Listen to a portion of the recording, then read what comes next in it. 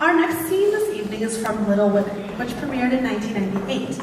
It is the first opera composed by American composer Mark Adamo to his own libretto after Louisa May Alcott's tale of growing up in New England after the American Civil War. The opera includes text by John Bunyan, Johann Wolfgang von Goethe, and Alcott herself. Commissioned by the Opera Studio of Houston Grand Opera under the guidance of General Director David Gockley, Little Women was first performed on March 13, 1998, in a small-scale production.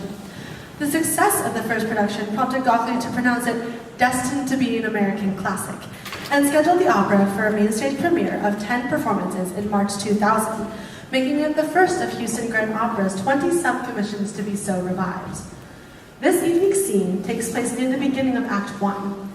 The opera begins in the Marsh family attic in the 1870s. 21-year-old Joe is alone, writing, when Laurie, a young man who is now married to Joe's sister Amy, arrives. They make awkward conversation as they reflect upon their own past relationship. When Laurie tells Joe that he is glad things are going back to the way that they were, she becomes upset and begins flashbacks that make up the rest of the opera. The scene you're about to see is the first flashback. It is 3 years earlier in the same attic. The four Marsh sisters and Laurie are holding a meeting of the Barristers Club with much mock ceremony. Joe is protective of Beth, who has been ill with scarlet fever. After a game, they ask each other questions in the form of truth or fabrication. The chorale the ladies sing, Our Sorority, is a musical theme that permeates the score. It also textually represents the close bond between the sisters, which is at the heart of the story. Here is the first flashback from Act 1 of Little Women.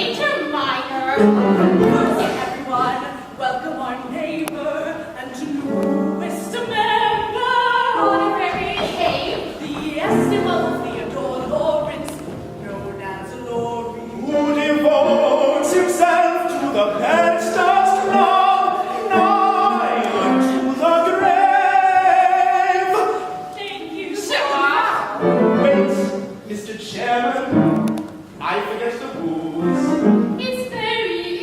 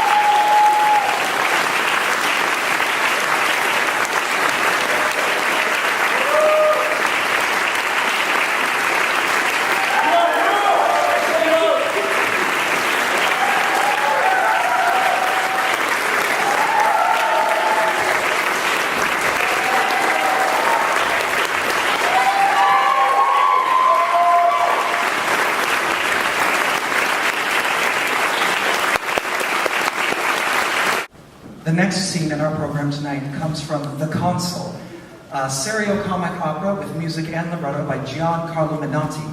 Now, The Consul premiered in 1950 in Philadelphia, where it played for 2 weeks, and it then transferred to New York City, where it played for an astounding 8 months. For The Consul, Menotti was awarded the 1950 Pulitzer Prize in Music and the 1950 New York Drama Critics Circle Award for Best Musical.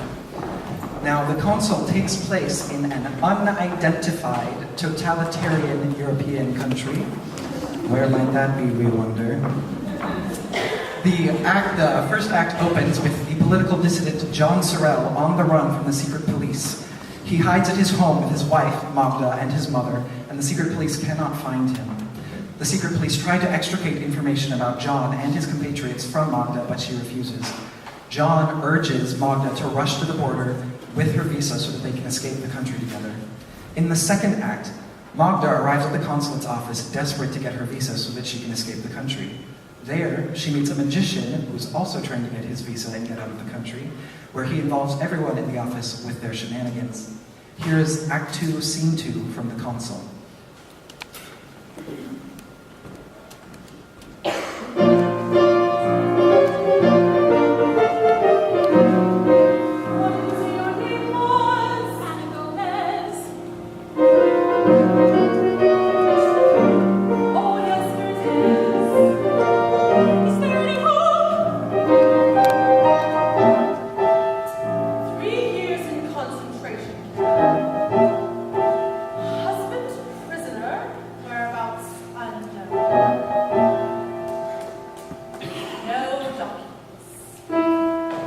see what we can do for you. But something must be done. I have to leave the country at the end of the month. Why? My permit has expired. Where am I to go? Try another consulate. I've been to every consulate in town. Everywhere the answer is the same. They don't know what to do with me, and nobody cares. Still, there must be a place for me somewhere in this large world. Perhaps you should go back to your country. Do you realize what that would mean for me? Well, I'll see what I can do. Fill in this paper and come back tomorrow. Oh yes. Oh yes, tomorrow, that's the day after tomorrow, that's the